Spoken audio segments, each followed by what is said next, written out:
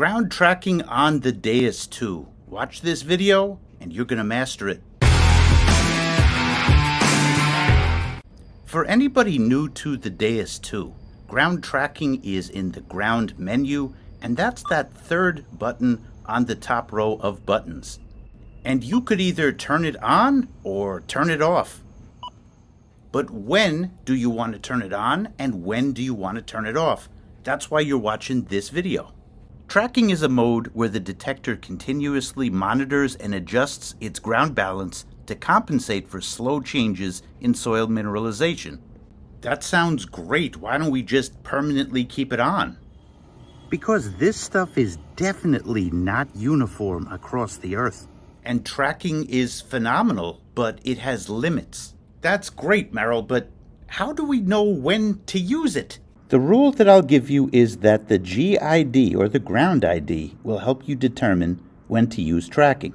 If that number is bouncing all over the place, you do not use tracking. If it's within a narrow range, you can use tracking. Now you could see the ground ID on the main screen of the detector in the bottom right-hand corner. But if you hit the ground button, you'll be able to see it even bigger. Look, it's in the upper right-hand corner now. And man, oh man, those values are jumping around quite a bit.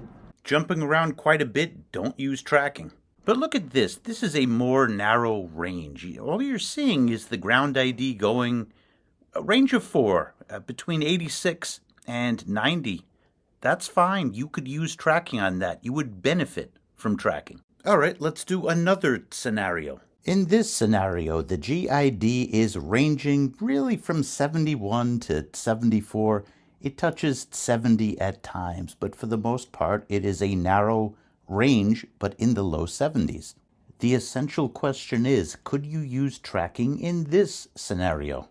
The answer is yes, and if you can't use tracking for reasons already explained, and you see the ground ID is far off like you see here, much different than the ground setting, you might want to ground grab. You should do a ground grab. Oh, look at that. The ground ID is different than the ground set. What I'm going to do is hold this button down, the pinpoint button.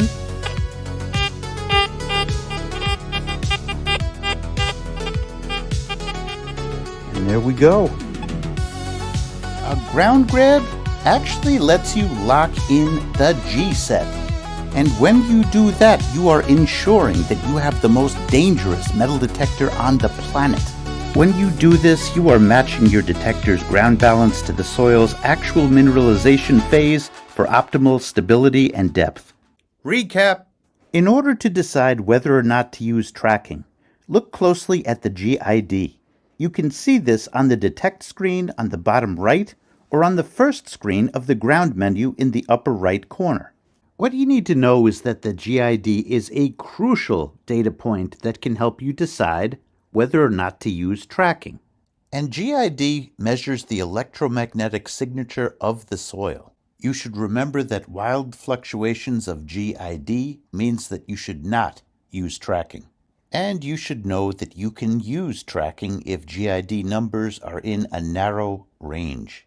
And the final thing we will recap is that if you have a wide range between the GID and the G set, it's time to do a ground grab.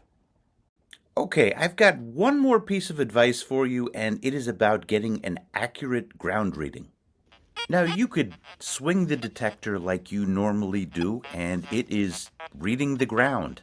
After swinging in this area for a while, the GID remained at 87. The default.